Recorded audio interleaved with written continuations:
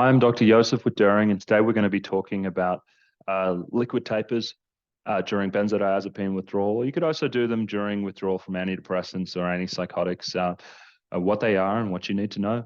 So, um, a liquid taper essentially is when someone converts from their oral form, their pill form of the medication to an equivalent liquid concentration. So, why might you want to do this? So, uh, during benzodiazepine withdrawal, a lot of my patients report that they feel like they are too sensitive to doing dry cuts. And what a dry cut is essentially when you take a pill and you shave off a piece of it using a razor, and then you measure it. And if you're doing a 10% drop, you'd measure the pill beforehand, then you'd measure it afterwards, and you'd make sure it's about 10%, and that's dry cutting. So you may want to do even smaller drops. Some people, they prefer to actually do a tiny microscopic drop every single day, and they just find it easier instead of shaving the pill to do it with a liquid formulation.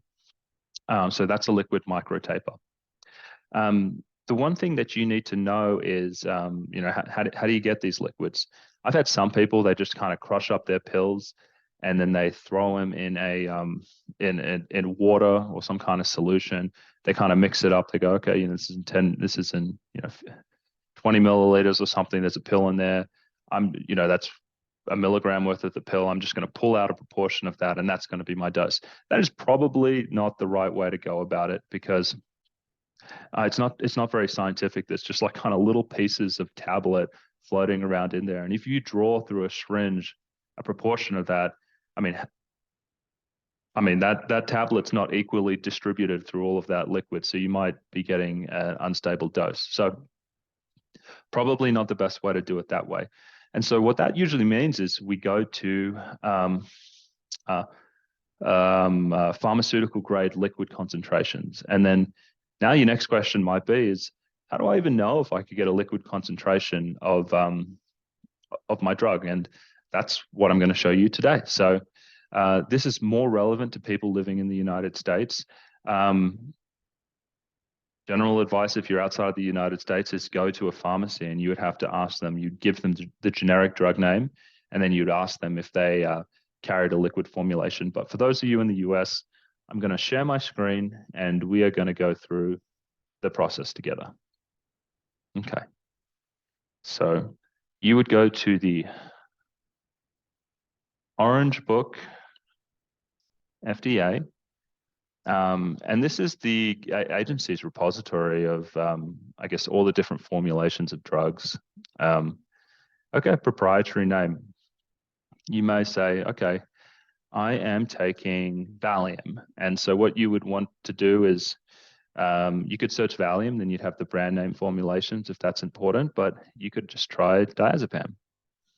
A good thing to do is unclick discontinued, so you don't see any of the discontinued drugs. And lo and behold, we actually have some Valium concentrates, and you even have the holder of the drug, so the pharmaceutical companies. So we have two different versions there, and you can scroll down, and that's pretty much it. So if you wanted pharmaceutical grade liquid Valium where you could do a micro taper, you would go with these two. I was doing some searching around here, and these aren't available for all drugs. For instance, if we wanted to look at temazepam, okay, we're going to go discontinued.